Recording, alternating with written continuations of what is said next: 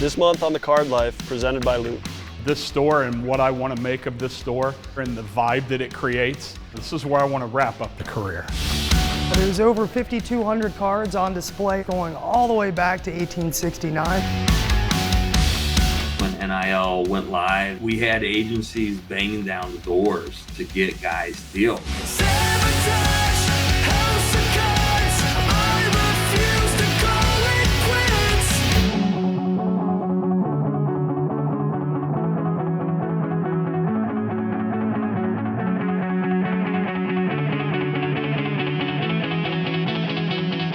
Welcome once again to The Card Life, presented by Loupe. I'm your host, Matt Strom, and this month we're going to talk sports cards across the state of Ohio.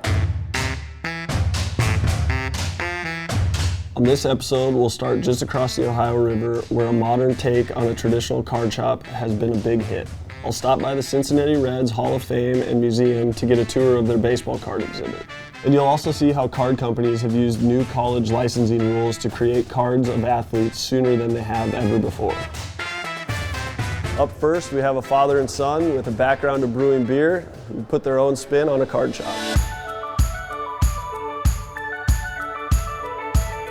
I'm Greg Rouse, owner of Hit Seeker Sports Cards in Fort Mitchell, Kentucky. Devontae, Henry Ruggs, Gabriel Davis, James Robinson, that's the best card right there. I've been a collector my entire life, but Hit Seekers didn't really come to fruition until right about the beginning of COVID.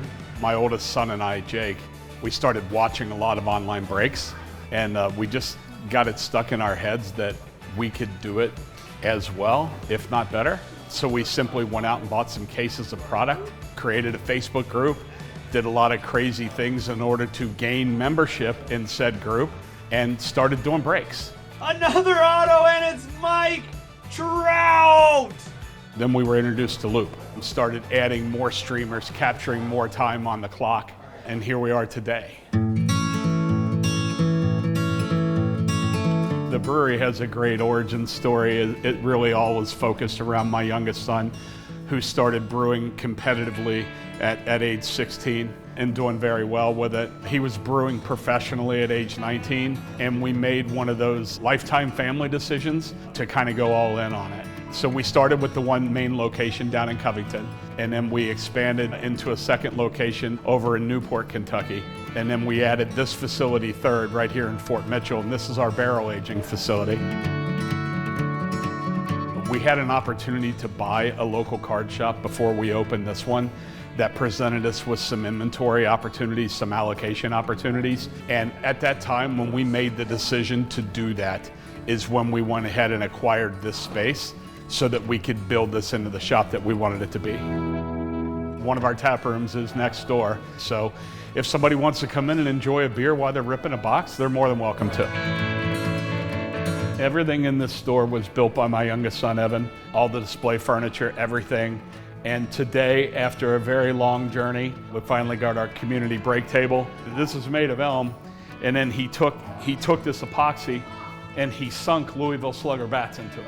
We drove down to the Louisville Slugger Museum and actually acquired the bats from them. It turned out so much cooler than I ever even imagined. Whoever gets the best card in the pack gets all the cards. The one thing that we knew from the get-go is that everything that we do is intentional. One of the greatest things about building this shop out was building in 2 individual streaming studios. Both are soundproof. We stream 15 to 16 hours a day here.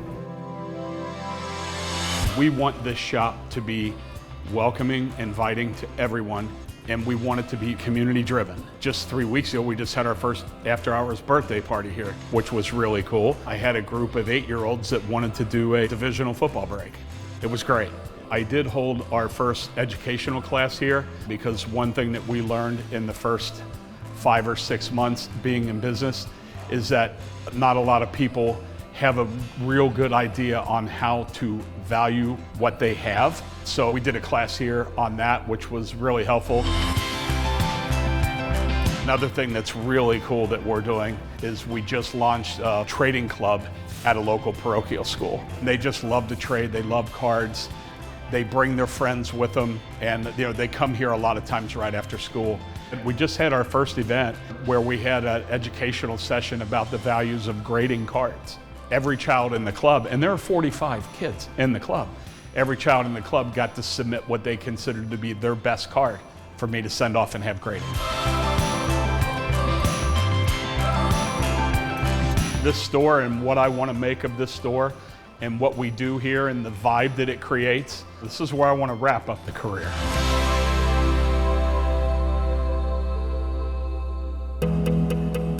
After the break, we head over to the Reds Hall of Fame and Museum. Nothing beats the feeling of walking into your local card shop and looking for that next big hit. The excitement, the community, the passion. With Loupe, that feeling's everywhere you go. Loupe supports shops from all across the United States as they sell sports cards 24/7, anytime, anywhere. Join streams where everyone's bonding over the hobby and celebrating their big hits. Whether you're getting into cards now or you're a seasoned veteran, the Loupe app is a fun new way to collect. Go to loupe.cards/cardlife on your phone to download the Loupe app. You'll even receive some free credits that you can use towards that first purchase. Loupe is proud to be the presenting sponsor of The Card Life. Here are some of the best break hits from the last month. How about a rookie phenom Lamar Jackson? Holy, it's a one-of-one! One-of-one Lamar Jackson from a Donruss Blaster. Oh! Burrow! Is that a 35 on the rookie? Join the Loupe community now and receive free credits towards your first purchase at loupe.cards/cardlife. Loupe, a card show in your pocket. The Cincinnati Reds Hall of Fame and Museum is located adjacent to Great American Ballpark. The Hall of Fame, which honors the history of baseball's first professional team, started in 1958. The museum opened its doors in September of 2004 and includes a special exhibit that pays tribute to the baseball card hobby. We're here at the Cincinnati Reds Hall of Fame and Museum. We're here with Chris, and he's going to talk to us today a little bit about their card exhibit and what they got going on here. Yeah, I'm happy to have you guys here. This is the George and Kim Vincent Baseball Card Archive. There's over 5,200 cards on display in the space, going all the way back to 1869, the first Reds baseball card, up to the present day. Awesome. This is a collection that was bought and donated to y'all? Yeah, the core of the collection, basically everything 1979 and back, was owned by a private collector, and some of our supporters saw that along with all these other things that he had in his collection, really felt like it should come here. He was wanting to let it go, wanted it to come here. They pulled their money together and acquired it and donated it to us. So that was kind of the baseline for what you're seeing here now. All right, and then how did you acquire the rest of the cards from 79 and on? Those actually come from my personal collection as a kid. My mom still keeps all that old stuff, thanks Mom. So I went through, had a lot of fun pulling all the Reds cards out to fill us up to the present day. You still a collector then? Only for this. Only for this? Yeah, just no Cincinnati personal Reds? collection anymore. So right. yeah, just adding things to the archive, that's all I focus on now. Well, good deal. Could you show us a few of these? Well, obviously we wanted to display as many cards as we possibly could, and you only have a certain footprint in your museum. So working with a local company, they came up with this pretty cool little design that these little pull-outs. So you start with 1869 and you go forward, so each individual set is identified like with a header card. And it just continues chronologically on both sides, all the way up to the present. We shifted the design style a little bit here. It kind of reminds you of the old poster displays growing up. In the stores. In this display, what would you say is your favorite card? It's like picking your favorite child, but there are so many. I've always been partial to the 1957 top set. It's the first time, like sort of what we understand is the baseball card size was introduced. So I tend to go with the 1957 Ted Kluszewski. That guy right there. Ted, one of our iconic players, showing the sleeveless jersey. That was the first set that was all actual photographs too. It's so simply designed. It's just such a classic design. Is that how he played most of his games? No undershirt? Yeah, well, Ted is famous. The guy had massive arms, and the uniforms at the time, the sleeves, they were literally restricted his ability to swing, so he would cut the sleeves off. Eventually, starting in 1956, in large part inspired by Ted, the Reds abandoned sleeve jerseys and went with vests. Okay, nice. So yeah, Ted cutting his sleeves off led to the Reds adopting Maybe vests. could have laid off a 57. few bicep curls or something, you know? You gotta love the rookie cards, and of course, B-Rose rookie card, the sort of floating head designs that were so popular for so long. Absolutely love those. And one thing you realize with cards, it's about much more than just, you know, the big brands that are known for just producing cards. As a kid, I collected the Kellogg's, the 3D cards. Okay. So if you remember those, they would come with your cereal. Here's some of the Reds cards, the 3D ones over here. But yeah, I love the Kellogg's cards. Those 3D ones, I remember them well. If you want to check out the back, you just do that, and there you can see the back of the card. That is really so cool. not the same as actually seeing the card, you know, up close, well, in person, but you get all the information and we can display a lot more. That is really cool. We wanted to sort of remind folks of, you know, man, this is what you looked for. You went to the corner store, whatever, your grocery store. So you have a wide range of, you know, dating back to 1951, the first Topps series. That's a box of that 51 Topps cards would have come in. We felt like we definitely had to show what the cards came in to tell the full story. And then you come over here in one of the most gorgeous card sets ever produced. Of course, the turkey red cabinets.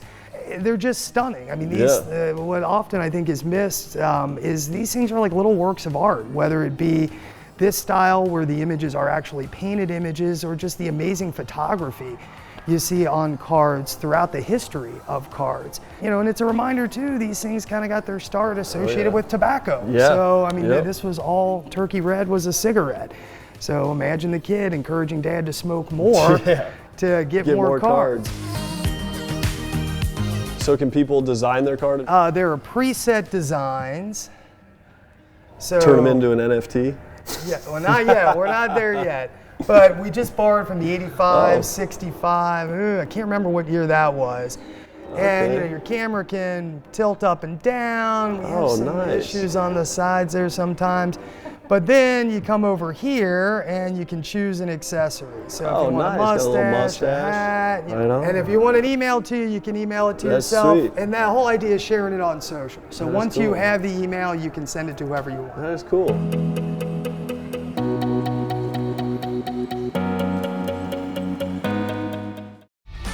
PristineAuction.com. It's baseball stuff, it's basketball, it's wrestling, it's Marvel stuff. Tatis, Patrick Mahomes, Wayne Gretzky, LeBron James, autographed Onyx Adidas jersey, Mookie Betts, Muhammad Ali. Personal favorite thing on the site are the 10-minute auctions. You can bid on the item for only 10 minutes. Highest bidder wins. It's free to register, free to bid. Sign up today, PristineAuction.com.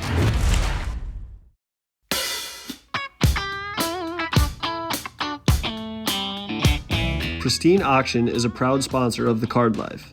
Head over to pristineauction.com where over 10,000 sports card auctions end every week. Today we have one of my personal favorite products in Topps Chrome 2022. We don't have the silver packs yet, but hopefully we get those and can break them on a later show. But in the meantime, we'll just go rookie auto hunting and wait for the short prints. All right, so we got 3 jumbo boxes. Should have 15 autos. Hopefully not too many veterans.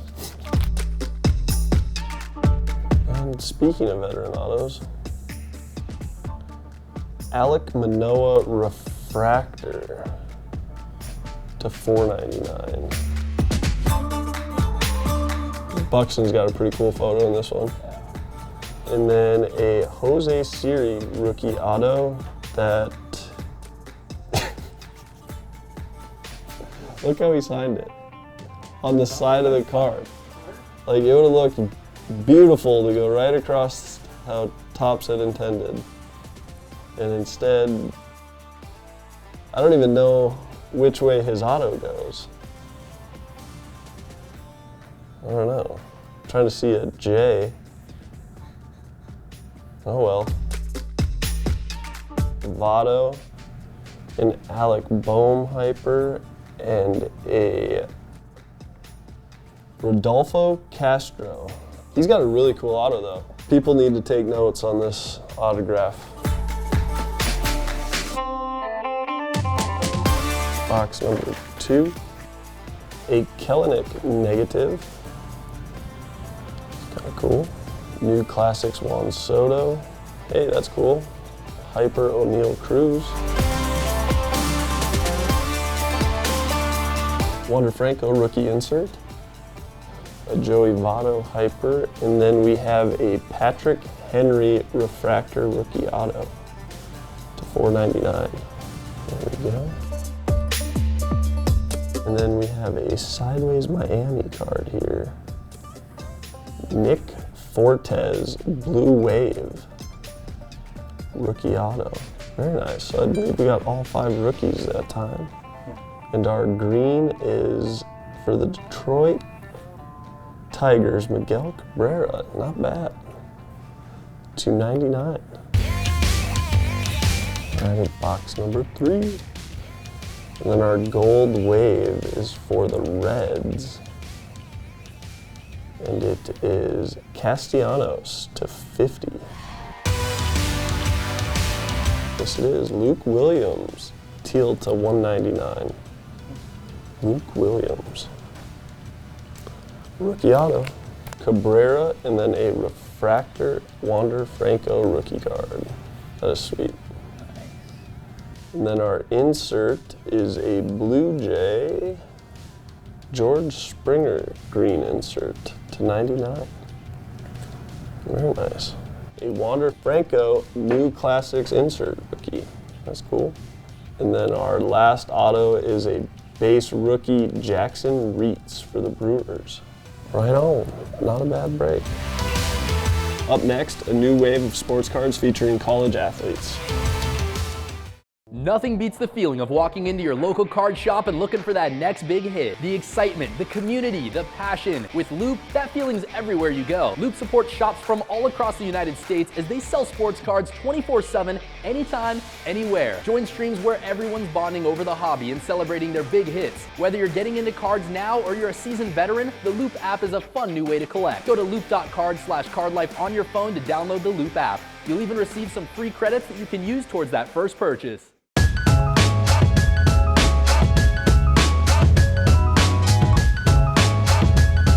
When I was starting for Neosho County 10 years ago, I doubt even if NIL deals were legal, they would have been rolling into my bank account. But now that college athletes can sell their name, image, and likeness, players at schools like Ohio State are signing card deals long before their professional careers begin.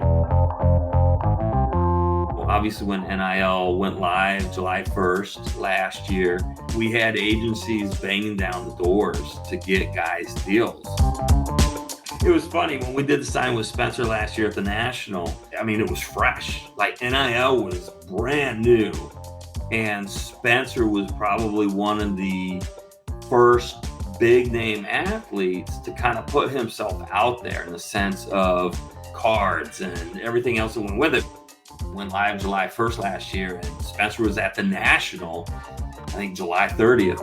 We toyed with a couple of concepts before we went really kind of all in on this.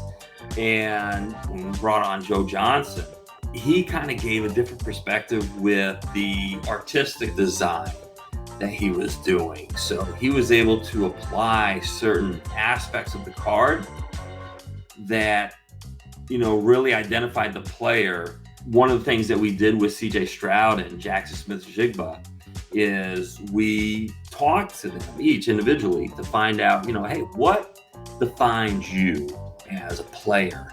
And they were both very adamant to kind of give a hometown feel to their card, like hometown identity. I think there is more innovation to come. One, we're hitting the women's athletics piece harder than we did last year. We're looking at women's soccer. We're bringing in some of that. We're looking at women's basketball. I really think these are sports that are very, very underrated. They don't get the exposure that they should. It's a different mentality to what the women bring to some of these sports. And I think it brings a lot of excitement. So it's one area that we're really looking hard into. Yeah, we're looking at a few different things.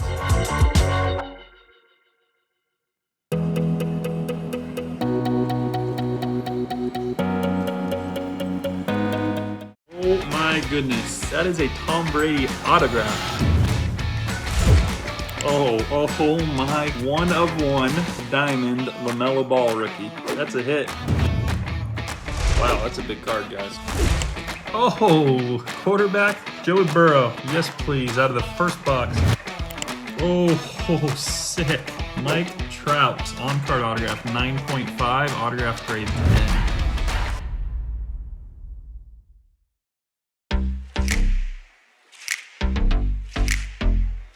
I've been trying to complete my rainbow, need the Superfractor and the Orange to 25 yet. Actually, Houdini of Cheap Fun Brakes helped me track down an eBay sale of my Superfractor, and I was able to email the seller, who then emailed the buyer, and the buyer said he had sold his collection in like a bulk sale and doesn't know where it is. So we know it's open, we know it's out there, we just don't know whose garage or basement it's sitting in.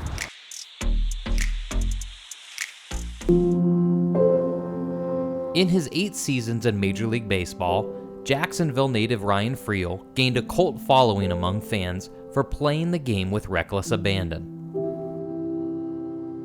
His style of play took a toll. He was forced to retire because of his injuries. Friel suffered more than 10 concussions during his playing career. In retirement, he struggled with alcohol addiction and depression. Ryan Friel took his own life just 3 days before Christmas in 2012, leaving behind a wife and 3 young daughters. It was later discovered he had CTE, a degenerative brain disease.